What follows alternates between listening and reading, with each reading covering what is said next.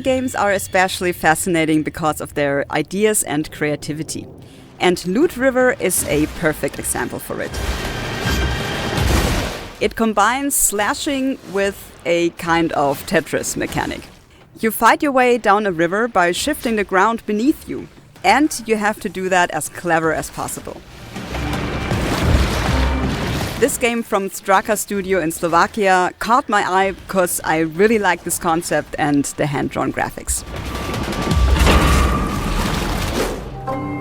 I really loved the game Far Lone Sails, where you had to control and maintain this motorized vessel to make it through a decaying and dried out world. Now the sequel got announced, Far Changing Tides. For me, it looks as beautiful as the last one, and it again seems to be an emotional story with no dialogue. This time the devs of the Swiss studio Okomotive flooded the world, and to make it through, you gotta steer an abandoned ship. Even if it's almost the same as the last Far, I can't wait to play. Alright, cool. This is a penguin with a sword. That was my first thought. But actually, you play a crow with a sword. Yeah, that's cool too. In Death's Door, you live in a world where the typical work for a crow is to collect the souls of the dead. As one of your souls gets stolen, you pull out your sword to get it back. And you also shoot arrows and wield magic. This game is from the UK-based studio Acid Nerve and will release pretty soon. I am the worst when watching trailers. Even if they only last about a minute, I skip forward almost every time. Planet of Lana was different.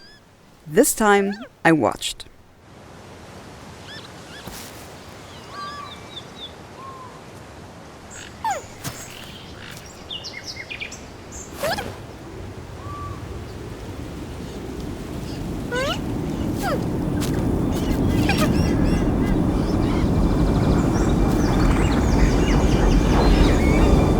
This beautiful nature scene, mixed with what seems like the beginning of a war, kept me interested.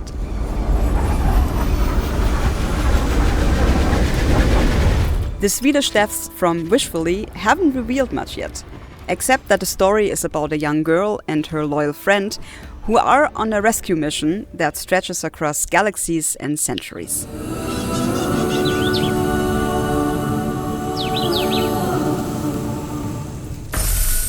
Grime is one of 2 games on my list here which published a demo version on Steam. I played it without knowing anything about the game, but already in the first few seconds I saw that this is Souls-like.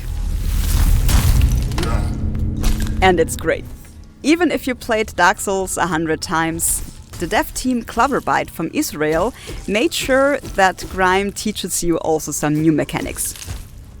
You have the ability to absorb your enemies by parrying them. If you're successful, this bar here fills up, and when it's full, you're able to heal yourself. But in old Dark Souls fashion, mostly this will happen. Phantom Abyss from the Australian studio Tim Wibby has a really interesting gameplay idea. In this game, there are procedurally generated temples, and you have to make it through them to retrieve some sacred relics. You have to dodge traps, do some platforming, and run from guardians. You see phantoms from other players to get an idea where the others went and where they failed. And here's the twist. If you fail, you can never enter that temple again. Also, if someone makes it to the end, this temple will be closed as well. Another studio from Switzerland, Stray Fawn Studio, revealed this cool setting. The wandering village first looks like a typical city builder, but then the cam zooms out and you see this giant beast walking around. Sure, you're still building your city, but you can also command this creature around. Can't wait to try this. My thoughts when I saw this trailer were, alright, another card game, nice graphics, cool, a talking cat. Huh?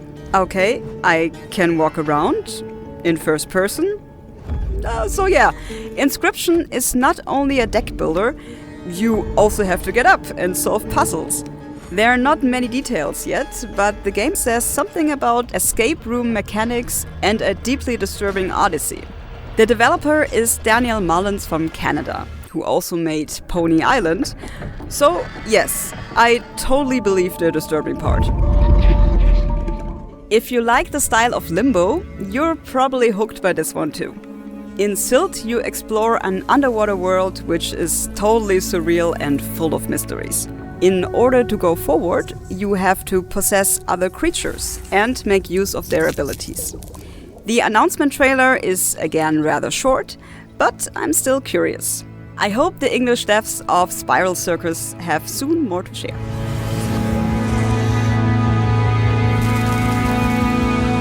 Are you ready for this one? All right.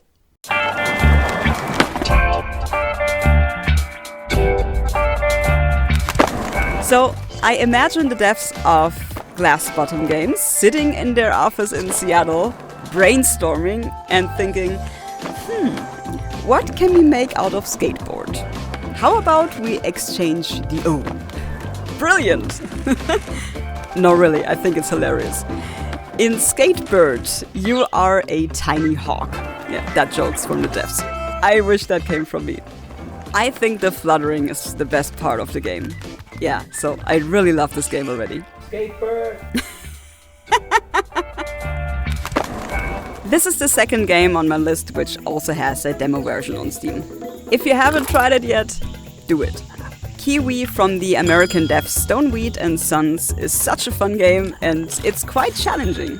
You and your partner play with two kiwi birds who work in a post office. To get messages delivered on time, you gotta jump or butt slam on buttons, pack up notes and letters, tail grab and grind. Sorry, wrong game. No, these birds can't skate. The last indie game I want to show you is again about an animal. No birds this time. The French devs of Blue 12 Studio combine two things I absolutely like: sci-fi and cats. In Stray, you are a lost cat, accompanied by a small drone who strays around in a decaying cyber city. You have to be stealthy and sometimes nimble to overcome threats and to find a way out. Discovering this world through the eyes of a cat will be absolutely amazing.